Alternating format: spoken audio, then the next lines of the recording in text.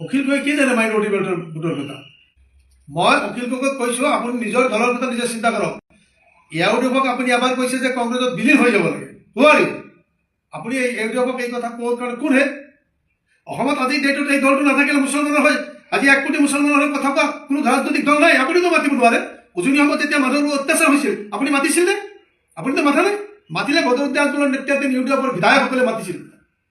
মানুহবিলাকক যে ধৰি ৰাখিছিল, অন্য ৰাজ্যত যে মানুহবিলাক আটকাই ৰাখিছিল আপুনি গৈছেনে? কংগ্ৰেছৰ কোনো বিধায়ক গৈছেনে? গৈছিল ইউডিএফৰ বিধায়ক। ন'মেন্স লেণ্ডত যেতিয়া মানুহখিনিক পেলাই থৈ আহিছিল আপুনি গৈছেনে?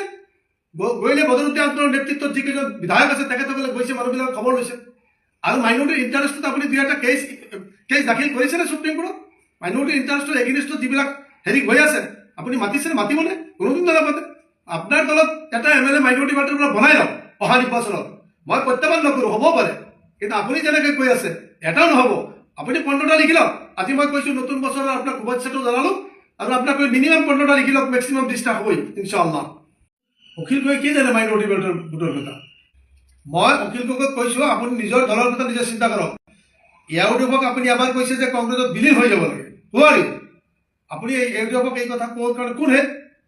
অসমত আজি ডেটত এই দলটো নাথাকিলে মুছলমানৰ হয় আজি 1 কোটি মুছলমানৰ হৈ কথা কোৱা কোনো ৰাজনৈতিক দল নাই। আপুনিতো মাতিব নোৱাৰে। উজনি অসমত যেতিয়া মানুহবোৰ অত্যাচাৰ হৈছিল আপুনি মাতিছিল নে? আপুনিতো মাথা নাই। মাতিলে বদৰুদ্দিন আজমলৰ নেতৃত্বাধীন ইউডিএফৰ বিধায়কসকলে মাতিছিল। মানুহবিলাকক যে ধৰি ৰাখিছিল, অন্য ৰাজ্যত যে মানুহবিলাক আটকাই ৰাখিছিল আপুনি গৈছেনে? কংগ্ৰেছৰ কোনো বিধায়ক গৈছেনে? গৈছিল ইউডিএফৰ বিধায়ক। ন'মেন্স লেণ্ডত যেতিয়া মানুহখিনিক পেলাই থৈ আহিছিল আপুনি গৈছেনে?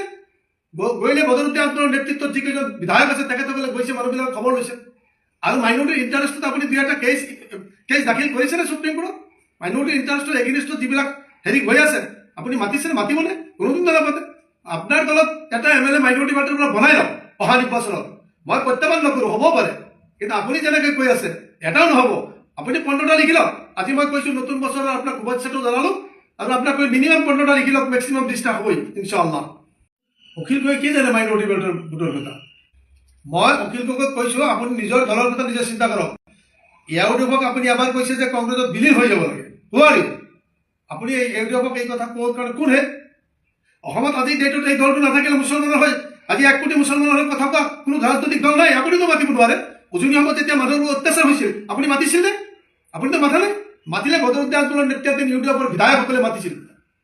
মানুহবিলাকক যে ধৰি ৰাখিছিল, অন্য ৰাজ্যত যে মানুহবিলাক আটকাই ৰাখিছিল আপুনি গৈছেনে? কংগ্ৰেছৰ কোনো বিধায়ক গৈছেনে? গৈছিল ইউডিএফৰ বিধায়ক। ন'মেন্স লেণ্ডত যেতিয়া মানুহখিনিক পেলাই থৈ আহিছিল আপুনি গৈছেনে? গৈলে বদৰুদ্দিন আজমলৰ নেতৃত্বত যিকেইজন বিধায়ক আছে তেখেতসকলে গৈছে, মানুহবিলাকক খবৰ লৈছে। আৰু মাইনৰিটিৰ ইণ্টাৰেষ্টত আপুনি 2টা কেছ দাখিল কৰিছেনে সুপ্ৰিম কোৰ্টত? মাইনৰিটিৰ ইণ্টাৰেষ্টৰ এগেইনষ্টত যিবিলাক আছে